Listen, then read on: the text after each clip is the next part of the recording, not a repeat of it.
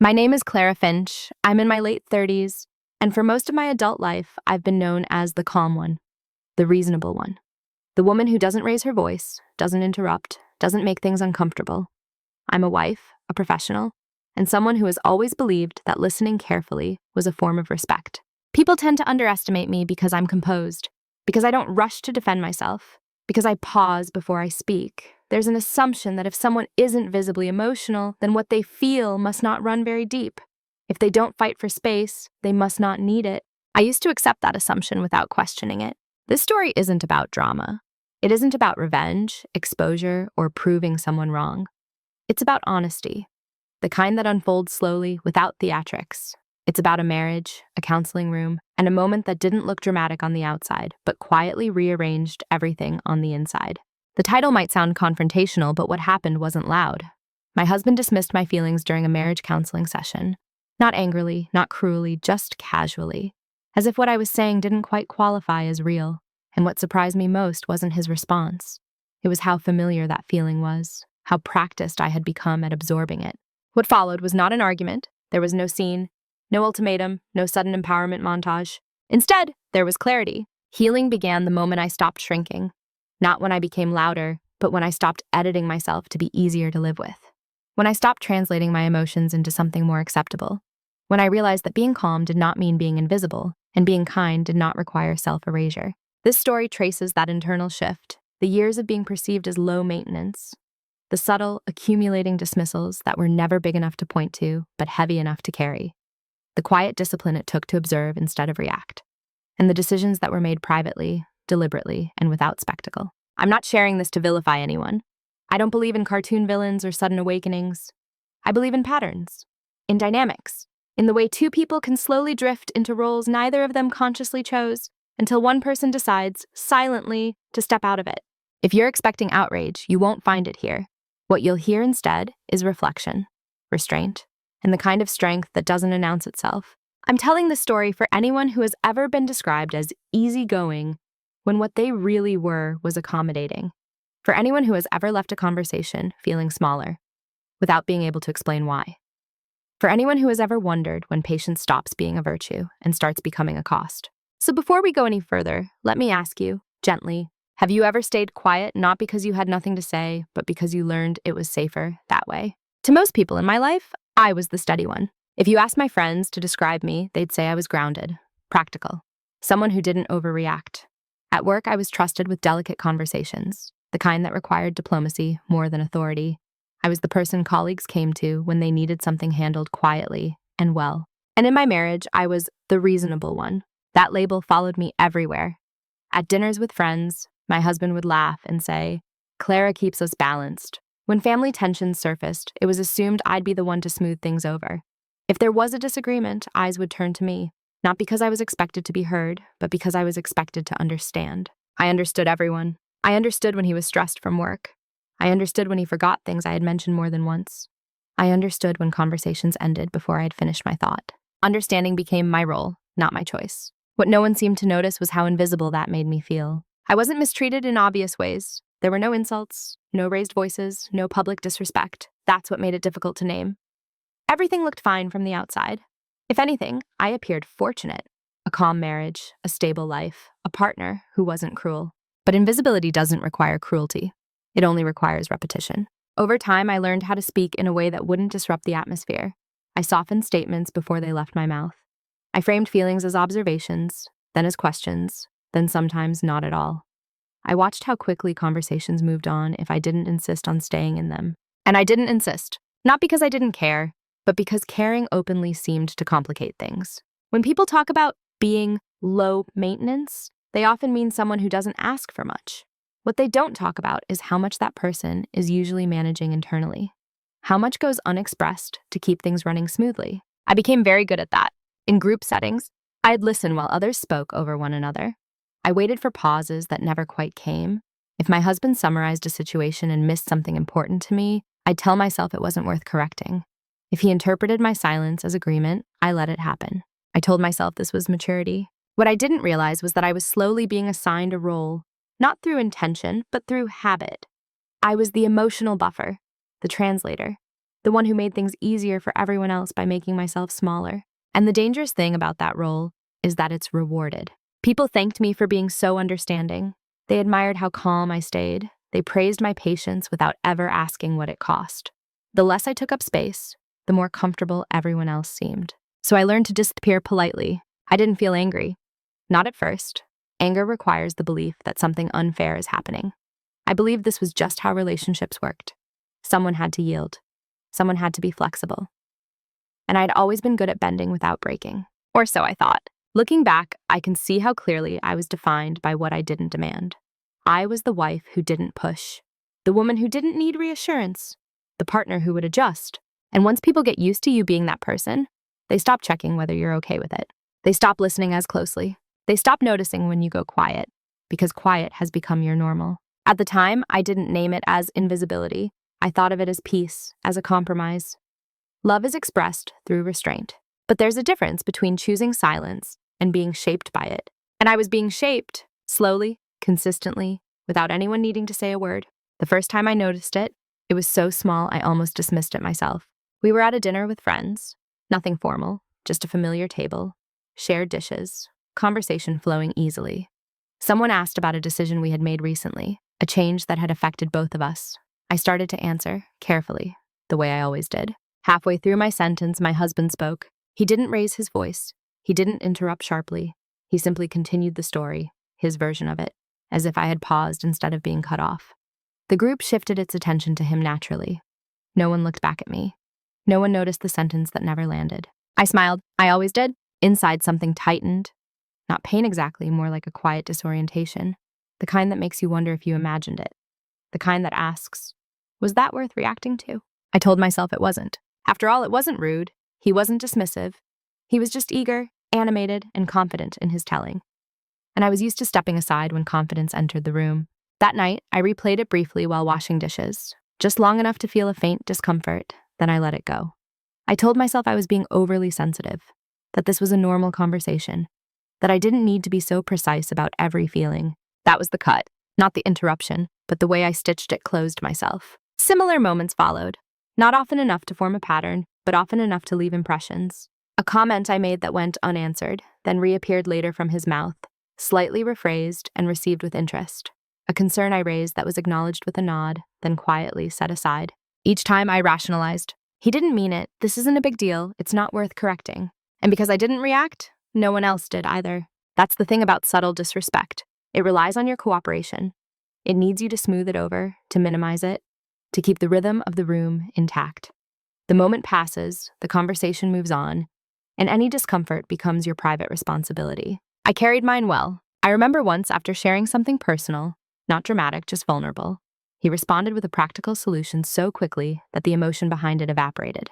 The message wasn't unkind, it was efficient, but it skipped over me entirely. Later, someone else said, "You're so strong, Clara, you don't dwell on things." I wondered when strength had become synonymous with emotional absence. No one around us thought anything was wrong. And why would they?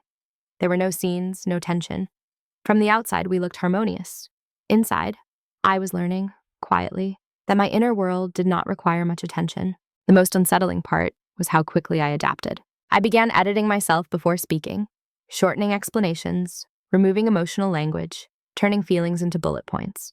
I learned which topics flowed easily and which ones caused a subtle shift in his posture, the kind that signaled impatience, even if his words stayed neutral. I responded to those signals without being asked. That's how small cuts work. They don't bleed, they don't alarm anyone. They teach you how to move differently so they don't happen again. And I became very skilled at that. I didn't feel oppressed. I felt considerate. I felt mature. I felt like I was protecting the relationship from unnecessary friction. I believed I was choosing harmony over ego. What I didn't see yet was that every time I made that choice, something else was being chosen for me. A quieter version of myself, a more digestible presence, a role that required less listening from others. And because I accepted it so easily, everyone else did too. That first small cut healed cleanly on the surface. No scar anyone could point to, no moment dramatic enough to revisit. But it taught my nervous system something important, that my feelings could be set aside without consequence. And once that lesson is learned, it rarely stays isolated. Once something happens often enough without consequence, it stops feeling like an exception. It becomes the atmosphere. By the time I noticed how routinely my feelings were being skimmed over, the pattern was already settled. It wasn't just interruptions anymore. It was the way conversations concluded before I felt finished. The way decisions were framed as mutual when I had simply gone along. The way my silence was interpreted as agreement, relief, or even approval. And because nothing exploded, because no one was visibly hurt, it all seemed reasonable. That's how normalization works. Not through force, but through familiarity. I told myself stories to make it make sense, that we had different communication styles, that he was more decisive, more outward. My role was to balance that energy with calm. I believe compromise meant adapting, and I was very good at adapting. When I did try to speak more directly, the response was often a subtle redirection, a light joke, a reassuring phrase that closed the topic rather than opened it. You're overthinking it. It's not that serious. We'll figure it out. Those sentences sound supportive. They even feel kind on the surface, but they carry a quiet finality. They ended the discussion without acknowledging what was actually said. I learned to hear that finality quickly, so I adjusted again. I waited for better timing. I chose my words more carefully. I rehearsed conversations in my head to remove anything that might sound emotional or demanding. If I felt hurt, I softened it into concern. If I felt overlooked, I framed it as confusion. If I felt dismissed, I asked myself why I needed so much validation in the first place. That's the part no one talks about, how self-questioning becomes a habit. I wasn't being silenced outright. I was participating in my own quieting. There were moments I noticed it clearly, usually late at night when the house was still. I'd replay a conversation and realize I had abandoned my own point halfway through, that I had nodded when I wanted to push back, that I had smiled when I felt something close to grief. But by morning, those realizations felt indulgent, excessive. I told myself I was lucky, that many people had it worse, that this wasn't worth destabilizing a marriage over. So I normalized it. I became the person who didn't need follow-up questions, the person whose feelings were assumed to be manageable, the person who could always handle it. And once people believe you can handle anything, they stop helping you carry it. I remember one conversation in particular. I had tried to explain why something mattered to me, not emotionally, but structurally, how a pattern was affecting the way I experienced our relationship. He listened, nodded, and then said, "I think you're just tired. Let's talk about it later." Later never came, and I let that happen. I told myself he didn't mean to avoid it, that life was busy, that I could bring it up again if it really mattered, but I didn't, because part of me had already learned what would happen. The topic would be minimized, reframed, set aside. So I began to minimize it myself. I used logic to override instinct, gratitude to override discomfort, perspective to override pain. Every rationalization made sense on its own. Together they formed a quiet erasure. What changed me most wasn't the dismissal itself. It was how I started dismissing myself preemptively, how I stopped trusting the weight of my own reactions. I assumed that if something didn't land, it must not have been important enough. That's when disrespect stops needing a source. It becomes internal. And the most dangerous part? It feels like maturity, like emotional intelligence, like choosing peace. But peace that requires you to disappear is not peace. It's containment. I didn't know that yet. I just knew that speaking felt heavier than staying quiet, that asking for space felt more disruptive than shrinking into it, that my role as the reasonable one came with unspoken expectations I was expected to uphold. So I upheld them. I stayed calm. I stayed flexible. I stayed quiet when it was easier than being understood. And because I did it so consistently, it stopped being noticed. That's the final stage of normalization, when your absence feels natural, even to you. By then, I wasn't asking whether my feelings mattered. I was asking whether they were worth mentioning at all. Roles in relationships are rarely assigned out loud. No one sits you down and says, "You will be the one who adapts. You will be the one who absorbs." They form quietly, through repetition, through what is rewarded and what is ignored. By the time I became aware of my role, I had been performing it for years. I was the one who remembered birthdays, schedules, and emotional undercurrents. The one who noticed when something was off and adjusted accordingly.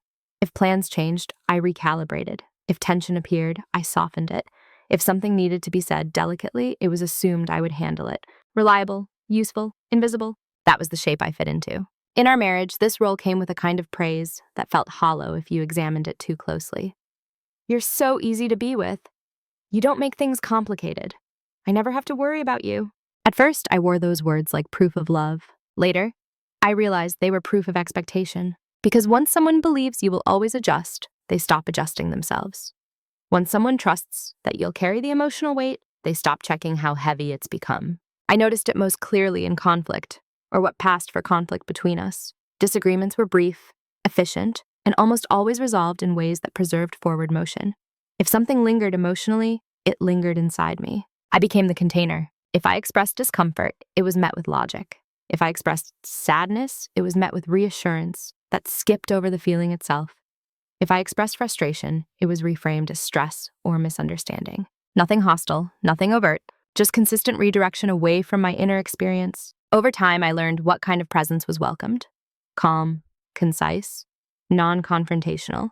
I learned which versions of myself moved conversations forward and which ones slowed them down. So I edited accordingly. I didn't announce needs. I implied them. I didn't state boundaries. I hoped they'd be inferred. I didn't ask for a repair. I adjusted my expectations. That was my role, to keep things running smoothly by needing less. And the unsettling truth is that I was good at it. I took pride in my emotional discipline, in my ability to self-regulate, in how rarely I needed reassurance. I told myself this was a strength, that I was secure enough not to demand constant validation. But security doesn't require disappearance. Looking back, I can see how the role became self-reinforcing. The less I asked for, the less was offered. The less was offered, the more I adapted. It was a closed loop, quiet and efficient. And no one questioned it. Not friends, not family, not even me. From the outside, our marriage looked stable. Inside, it was asymmetrical. One person took up space naturally. The other learned to orbit around it. I wasn't unhappy in an obvious way. That's what made it so confusing. I functioned, I succeeded, I smiled. But there was a dullness to my own presence, a sense that I was always slightly removed from myself. I told myself this was adulthood, that this was what a long-term partnership required, that passion softened into practicality and individuality into compromise. But compromise implies mutual movement. What I was doing was accommodation. And accommodation, when it becomes one-sided, turns into erasure. Not all at once, but slowly enough that you don't notice what's missing until you can't find yourself in the mirror anymore. I didn't resent my husband. I didn't blame him. I understood how the role had formed, how my reliability had made things easier, how my silence had signaled consent. But understanding something doesn't make it sustainable. The role I was assigned asked me to be endlessly available and endlessly contained, to be supportive without being seen, to be present without being felt. And one day, quietly, without drama, I realized something had to change. Not him, me. The day something shifted didn't arrive with force. There was no argument, no breaking point anyone else could point to. If you had been watching from the outside, you wouldn't have noticed anything different at all. That's what made it so definitive. It was an ordinary afternoon, the kind that blends into memory because nothing unusual happens. I was sitting alone in the living room, a half-finished cup of tea cooling on the table, light moving slowly across the floor. I had just come back from work, my mind still crowded with other people's needs, other people's conversations. And for once, there was no one asking anything of me. In that quiet, a thought surfaced, not urgently, not emotionally, just clearly. I don't feel like I exist here. Not dramatically, not painfully, just factually. I wasn't sad in that moment. I wasn't angry. I felt something closer to distance, the kind you feel when you've been watching your own life from a few steps back without realizing it. I tried to argue with the thought. I listed evidence against it. A stable marriage, shared routines, plans for the future, all the things that should have made the statement untrue. But none of them touched the feeling, because the feeling wasn't about safety or stability. It was about presence. I realized I had been experiencing my marriage as a role I performed well, not a place I fully inhabited. I showed up, I contributed, I maintained, but I didn't arrive as myself. That recognition didn't scare me. It grounded me. For the first time in a long while, I didn't rush to fix the discomfort. I didn't minimize it. I didn't translate it into something more palatable. I just let it exist without explaining it away. And something inside me settled. That was the shift. Not toward confrontation, not toward escape, but toward honesty, internal honesty. I began to notice my impulses differently. When I wanted to speak and chose not to, I noticed the choice. When I softened a thought, I paused to ask why. When I felt dismissed, I stopped telling myself it didn't matter. I haven't changed my behavior yet. Outwardly, everything looked the same. I was still calm, still accommodating, still composed. But internally, I was no longer disappearing automatically. There's a subtle difference between silence as habit and silence as choice. I had crossed that line. I remember one evening shortly after. My husband was talking about a decision he was leaning toward, one that affected both of us. I felt the familiar urge to nod along, to absorb it, to adjust later. And then I didn't. I didn't interrupt. I didn't argue. I simply noticed the impulse and let it pass without acting on it. I stayed present with my own reaction instead of managing his. That was new. What surprised me most was how calm it felt. There was no adrenaline, no fear, just a quiet alignment. like standing fully in my own body for the first time in years. I didn't need to announce anything. I didn't need to explain myself. The shift was not for him to witness. It was for me. From that day on, I stopped measuring my feelings by how disruptive they might be. I stopped asking whether they were worth it. I started treating them as information instead of an inconvenience. That didn't make me louder. It made it clearer. And clarity, I would learn, is far more destabilizing to an unbalanced dynamic than emotion ever is. I began to understand something important. I wasn't asking for too much before. I was asking in a system that benefited from me asking less. The realization didn't come with bitterness. It came with resolve. Not the kind that demands immediate change, but the kind that commits to seeing things as they are without flinching. That was the day something shifted. Not in my marriage, in my posture toward myself. And once that posture changes, everything else becomes negotiable. After that shift, silence no longer happened to me. I chose it. That distinction changed everything. Before, my quiet had been automatic, a reflex shaped by years of smoothing, adapting, and staying ahead of discomfort. Now, when I didn't speak, it was intentional. I was listening not just to him, but to myself. I was gathering information, watching patterns with clarity instead of emotion. And the most revealing part? No one noticed the difference. From the outside, I looked exactly the same, still calm, still agreeable, still the woman who didn't escalate. The absence of immediate resistance was interpreted as compliance, just as it always had been. But internally, I was no longer complying. I began to notice how quickly decisions were made when I didn't intervene, how often my silence was taken as endorsement, how rarely anyone checked in to confirm what I thought or felt. It wasn't malicious, it was efficient. And efficiency thrives when there's no friction. So I let the process continue, not out of fear, but out of observation. I wanted to see how much of the dynamic depended on my self-editing, how much of the balance relied on my willingness to absorb. The answer was almost all of it. When I didn't fill conversational gaps, they closed without me. When I didn't soften outcomes, they landed harder, just not on me. When I didn't manage emotions in the room, discomfort surfaced briefly, then was redirected elsewhere. I learned that my emotional labor had been functioning as a buffer, not just for my husband, but for everyone around us. And once I stopped buffering, the structure of things began to show. I didn't become cold. I didn't withdraw affection. I remained present, engaged, and attentive. But I stopped offering premature reassurance. I stopped translating my reactions into something easier to digest. I stopped rescuing conversations from their natural consequences. And because I wasn't announcing this change, it was misread. Silence, when it has always meant accommodation, is assumed to still mean accommodation. That misunderstanding gave me space. I listened more than ever, not in the performative way I had before, but in a grounded, anchored way. I heard what was said and what wasn't. I noticed which topics were revisited and which were allowed to dissolve.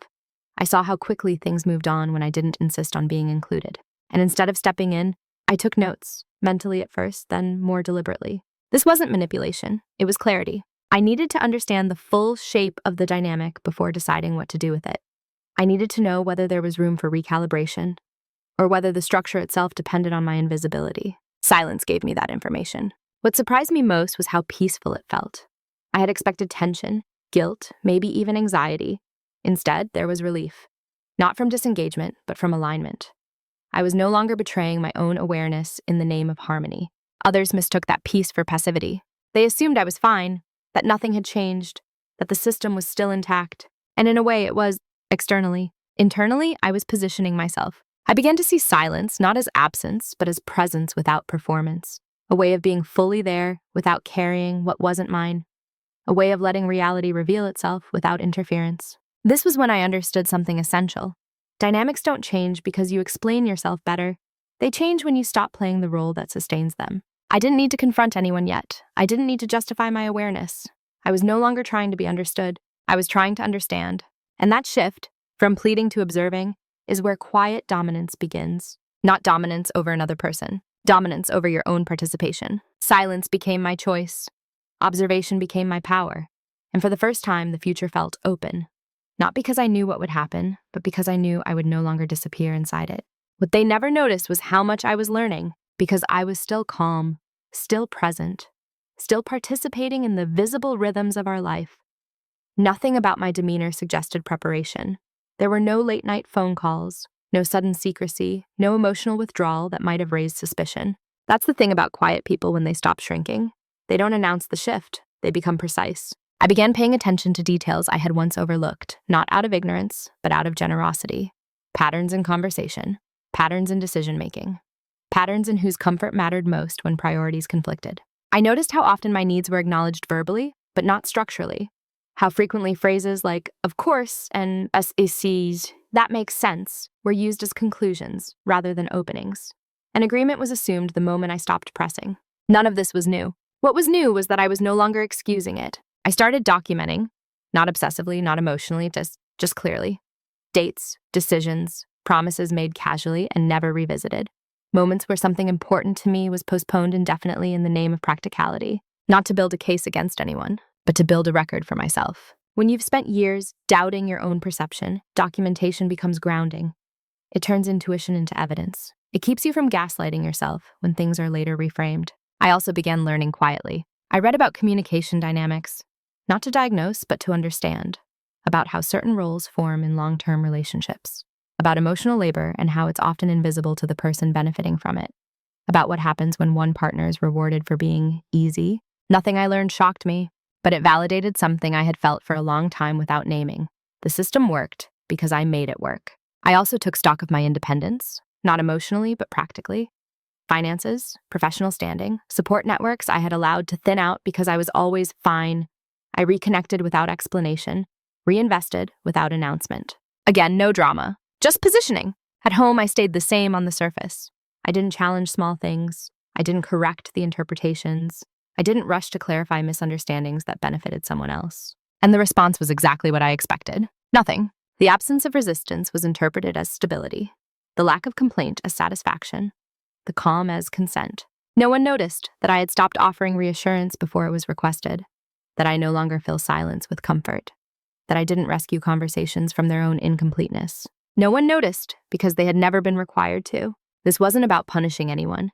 It was about seeing how much of my presence had been compensatory and what happened when that compensation stopped. I noticed, for example, how quickly discussions ended when I didn't extend them, how plans defaulted to convenience when I didn't advocate otherwise, how my emotional availability had once functioned as a lubricant, smoothing over friction before it ever reached the surface. Without that lubrication, things didn't break. They simply revealed their shape, and the shape was asymmetrical. I also noticed something else, something quieter, but more important. I felt steady, not detached, not numb, steady. My sense of self was no longer tied to whether I was being understood in the moment. I didn't need immediate validation to trust my own experience. I wasn't waiting for permission to matter. That internal shift made everything else clearer. I realized that if I chose to speak honestly, fully honestly, it would change the dynamic irrevocably. And once that door opened, there would be no returning to the old role. So I didn't rush it. Timing matters when you're no longer reacting. What they never noticed was that I was no longer deciding whether to change things. I was deciding how, and that decision required patience, precision, and a level of self-respect that didn't need to be witnessed to be real. By the time they sensed something was different, the groundwork would already be laid. Not for confrontation, for clarity. And clarity, once established, doesn't negotiate with denial. The private reveal didn't come as a shock. There was no gasp, no moment of disbelief, no surge of adrenaline. When the truth finally settled into place, it felt almost inevitable, like something I had already known in fragments, now assembled into a complete picture. It happened quietly one evening when I was reviewing my notes. Not because I was searching for proof, but because I wanted coherence. I wanted to see the pattern whole, without minimizing it or dramatizing it. And there it was. What I realized was not that my husband was intentionally dismissive, or cruel, or malicious. The reveal was more uncomfortable than that. The dynamic worked for him exactly as it was. Not because he had designed it that way, but because it required no effort on his part to maintain. My emotional containment made his life simpler. My flexibility absorbed friction before it ever reached him. My silence meant continuity. The system was efficient, and efficiency has no incentive to change itself. That was the moment of clarity. I understood that my feelings were not being dismissed because they were unclear or poorly communicated. They were being dismissed because the structure of our relationship did not require him to engage with them deeply. There were no consequences for not doing so. I had been asking for empathy inside a system optimized for convenience. That realization didn't hurt the way I thought it might. It didn't collapse me. It didn't turn into anger. It felt clean, precise. It told me exactly what I needed to know. I stopped wondering whether I was too sensitive. I stopped questioning whether I had explained myself well enough. I stopped hoping that the right phrasing would suddenly change everything. Because the issue was not language, it was leverage. And I don't mean leverage in a manipulative sense. I mean the quiet truth that dynamics only rebalance when both people are required to participate differently. I realized then that honesty alone would not be enough. Vulnerability alone would not be enough. Even courage alone would not be enough. Without structural change, honesty would simply be absorbed and neutralized, the way it always had been. This was the private reveal. I could tell the truth perfectly and still be unheard. And that meant the decision ahead of me was not about whether to speak. It was about when and from what position. I didn't feel triumphant. There was no sense of winning, just a grounded understanding of reality as it was, not as I had hoped it might be. I also saw something else clearly for the first time. I was no longer afraid of losing the role I had been assigned. That role had protected the relationship, but it had cost me myself. And once you see that cost clearly, continuing to pay it becomes impossible. So I sat with the truth. I didn't confront him that night. I didn't hint. I didn't withdraw affection or provoke conversation. There was nothing to act out. The reveal was mine alone. And in that privacy, I felt something I hadn't felt in a long time. Choice. Real choice. Not the illusion of choice inside a fixed system, but the kind that comes from understanding where the boundaries actually are. I knew then that whatever happened next would be irreversible, not because of drama, but because awareness doesn't unlearn itself. Once you see the mechanics, you can't go back to pretending they aren't there. The private reveal didn't tell me what to do. It told me what was no longer acceptable. And that was enough. From that moment on, every decision I made would be informed by clarity instead of hope, by self-respect instead of accommodation, by reality instead of fantasy. I didn't need anyone else to see it yet. I just needed to honor it. And I did. Once the truth was clear, the question was no longer what was happening. It was what I was willing to live with now that I see it. That was the decision point. It didn't arrive with urgency. There was no ticking clock, no external pressure forcing my hand. In fact, nothing around me had changed at all. Our routines continued. Conversations flowed as they always had. From the outside, the marriage looked stable, even comfortable. But internally, I was standing at a threshold. I began to map my options carefully. Not emotionally, but realistically. I wasn't choosing between good and bad. I was choosing between different kinds of costs. One option was to speak, fully, plainly, without softening, and see whether the structure could adapt. That path carried risk, not of conflict, but of exposure, of discovering that clarity would be acknowledged verbally, but resisted behaviorally, of being reassured without being met. Another option was to remain, but only by shrinking again, to return to the role with full awareness of what it required. That option was available to me. I could have chosen comfort. I could have chosen continuity. The third option was more radical, not in action, but in implication. To begin disentangling myself from a dynamic that required my self-erasure. Slowly, responsibly, without spectacle. Each option demanded something different from me. What made the decision difficult wasn't fear, it was honesty. Because I knew that once I spoke without minimizing myself, I would no longer be able to unsee the response. And once I saw it, I would have to act accordingly. I would not be able to reinterpret it kindly or blame myself for expecting too much. There would be no return to ambiguity. That was the irreversible part. I didn't rush the decision. I gave myself time, not to hesitate, but to listen. To notice how my body responded to each imagined future, how my breath changed, where tension settled. When I imagined staying as I was, my chest felt tight, constricted. Not dramatic, just smaller. When I imagined speaking honestly without preparation, I felt exposed, raw, like offering something precious into a system that had never learned how to hold it. But when I imagined preparing quietly, aligning my life so that my truth would not leave me unmoored, I felt steady. That steadiness told me everything. I chose the irreversible path, not because it was extreme, but because it was honest. Irreversible doesn't mean destructive. It means conscious. It means you don't build your future on denial. From that moment on, I stopped negotiating with the idea that my needs were optional. I stopped imagining outcomes that required me to disappear. I committed to a version of myself that would remain intact regardless of how others responded.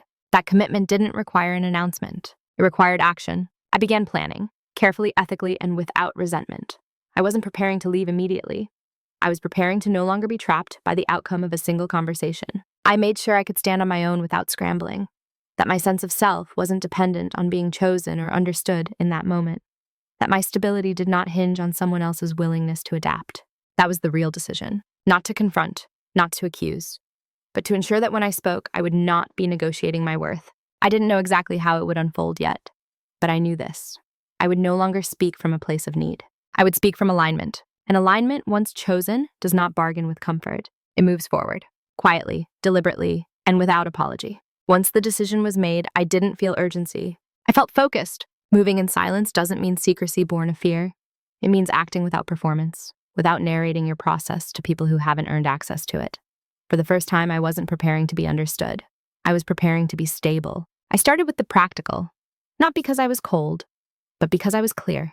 I reviewed our finances carefully, not obsessively, not suspiciously, just honestly.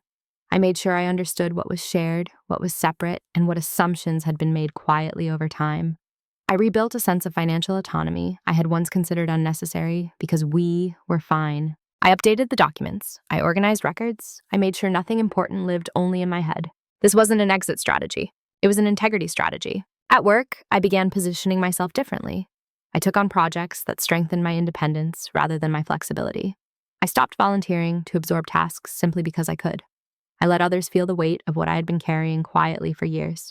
No announcements, no explanations, just a subtle redistribution of effort. I reconnected with people I trusted, not to vent, not to recruit allies, but to remember myself in spaces where I didn't have to translate my inner life into something smaller. Conversations where my pauses weren't rushed, where my words weren't redirected. Those moments recalibrated me. At home, everything looked the same. I was still kind, still engaged, still present, but I no longer preemptively softened reality. If something felt unresolved, I didn't rush to tidy it. If a conversation ended abruptly, I let it end. And that absence of emotional cleanup went unnoticed, which told me exactly how much of it I had been doing. There were moments when I could have spoken up, small openings where my old self would have gently corrected, clarified, and reassured. I let them pass, not out of resentment, but out of respect for myself, because I knew that speaking before the foundation was solid would only return me to negotiation mode, to over-explaining. I hope my honesty will be enough on its own. This time, honesty would arrive supported. What surprised me most during this phase was how calm I felt. There was no buildup of anger, no sense of duplicity. I wasn't pretending. I was preparing. Silence in this phase wasn't withdrawal. It was containment, a way of holding my truth steady until it could be expressed without distortion. Others mistook it for the same old Clara. They assumed I was still adjusting, still accommodating, still fine, and I let them. Because clarity doesn't need witnesses while it's forming. I also learned something important during this time. People rarely notice when you stop giving what they never realized you were providing. They only notice when it's gone. I wasn't there yet, but I could feel the shift coming. Moving in silence allowed me to see myself differently, not as someone waiting for permission to speak, but as someone choosing the conditions under which she would. That distinction changed my posture completely. I wasn't rehearsing a confrontation, I wasn't collecting ammunition, I was simply ensuring that when the truth entered the room, it wouldn't be carrying desperation with it. I didn't need the outcome to go a certain way anymore. I needed myself to remain intact regardless of how it went. And that's what moving in silence gave me. Stability before expression, grounding before truth, strength that didn't need to be displayed to be real. By the time anyone sensed that something was different, the shift would already be irreversible because it had already happened where it mattered most. Inside me, the consequences didn't arrive with conflict. They arrived with an absence. At first, it was subtle, so subtle that no one could point to a specific moment and say, "This is when things changed." But I felt it, the shift in tone, the slight disorientation when things didn't flow as smoothly as they used to, because I was no longer smoothing them. Small things began to falter. Plans felt less coordinated. Conversations ended with loose threads. Decisions that once seemed effortless now carried a faint friction, like a door that didn't close all the way. And for the first time, I didn't step in to fix it. This wasn't punishment, it was gravity. When you stop compensating for an imbalance, the imbalance becomes visible. My husband began to sense it, not consciously at first. He couldn't have named what was wrong. He just felt that something was off. That ease he had come to expect wasn't as reliable. That reassurance didn't arrive on schedule. He asked casually, "Is everything okay?" And I answered honestly, but incompletely, yes, because everything was okay inside me. What he meant, I realized, was, "Are you still absorbing what you used to absorb?" I didn't volunteer information. I didn't expand the question into a conversation. I let the moment pass. And that was the first real consequence. Not anger, uncertainty. He began to notice that I wasn't filling the silence anymore. That was when something ended awkwardly. It stayed ended.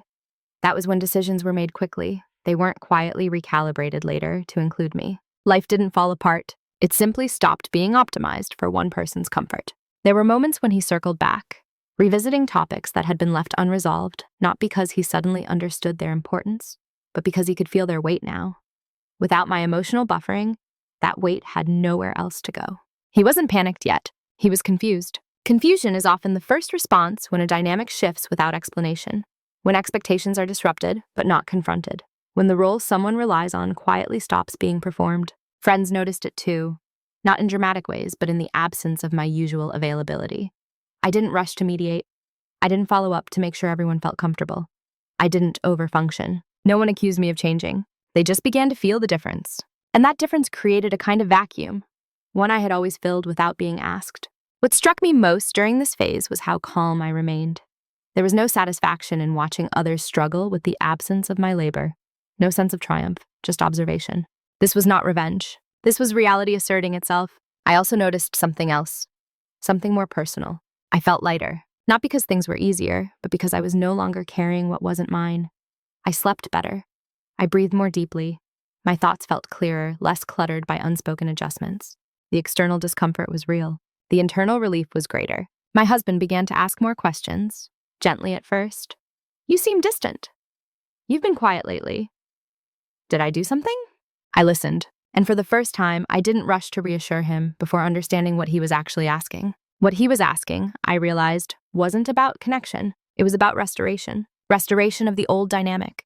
The one where my steadiness compensated for his inattentiveness, where my silence preserved ease. I didn't offer that restoration. Instead, I stayed present, calm, attentive, but unchanged.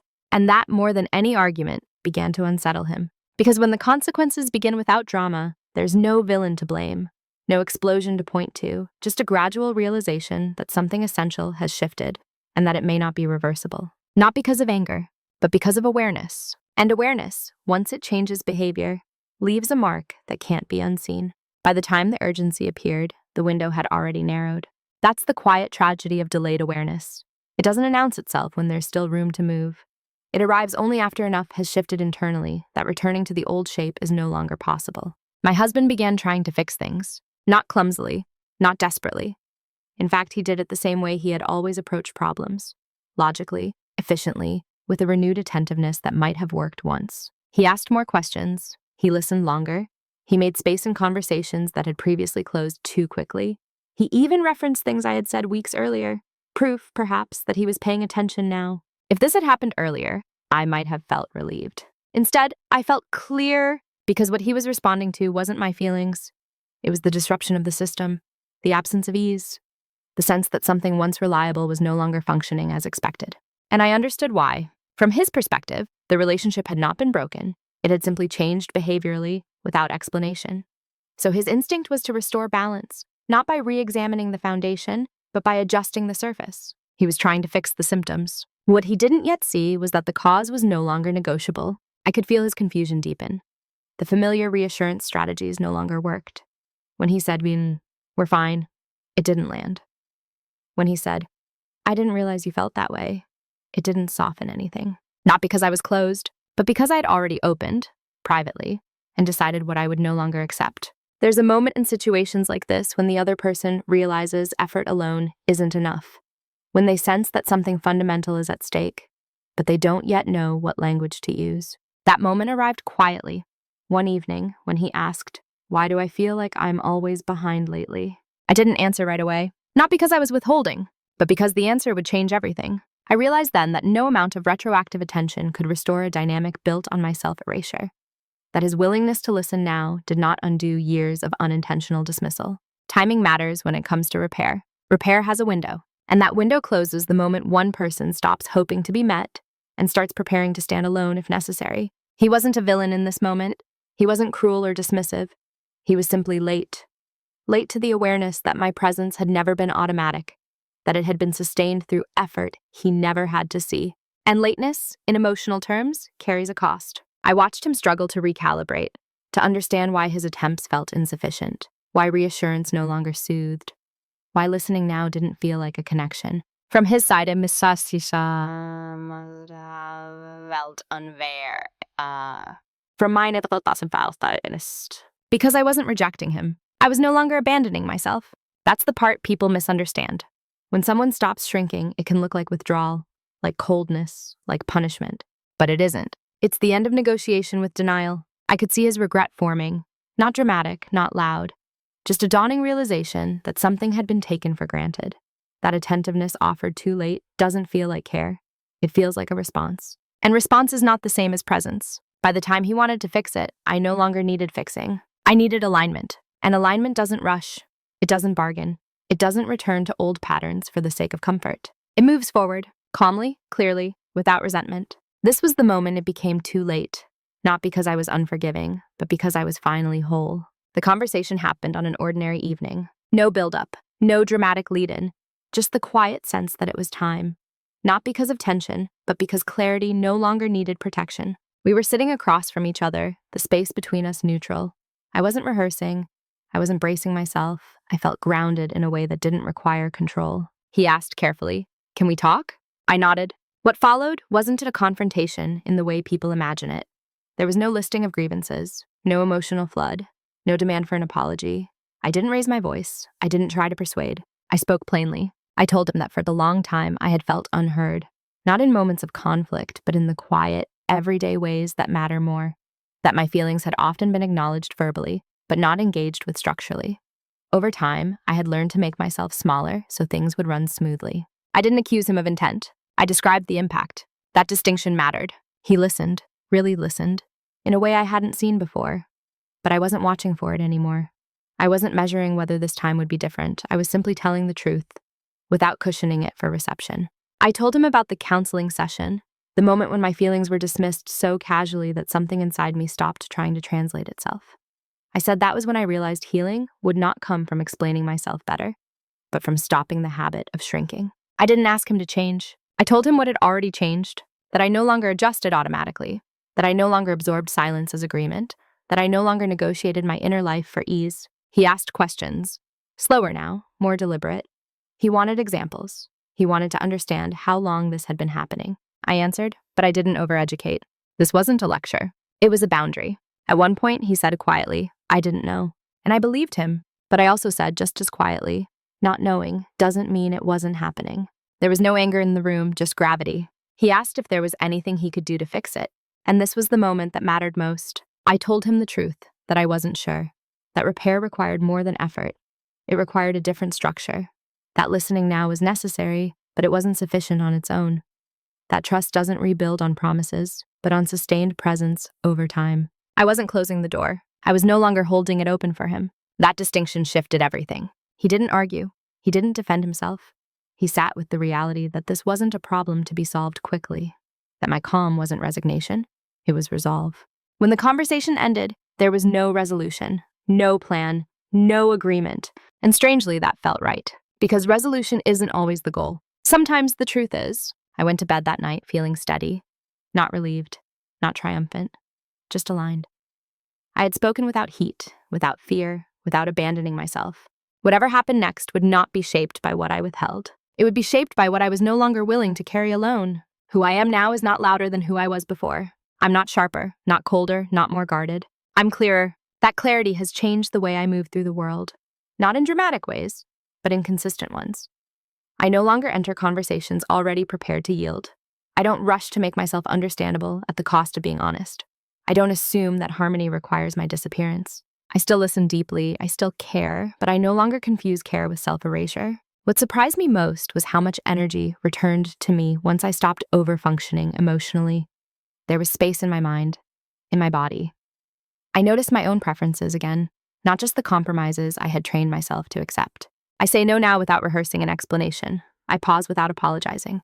I let silence exist without filling it. These are small things, but they add up to presence. In my marriage, the dynamic is no longer automatic. Nothing runs on assumption. There is more awareness now. Sometimes uncomfortable, sometimes slow. Whether it becomes something new or something that eventually ends, I no longer measure my worth by the outcome. That's the real change. I am no longer waiting to be chosen in conversations. I choose myself first, not in opposition to others, but in alignment with truth. People have noticed. Not everyone likes it. Some describe me as more distant. Others say I've changed. A few tell me they miss the old version of me, the one who made everything easier. I understand why.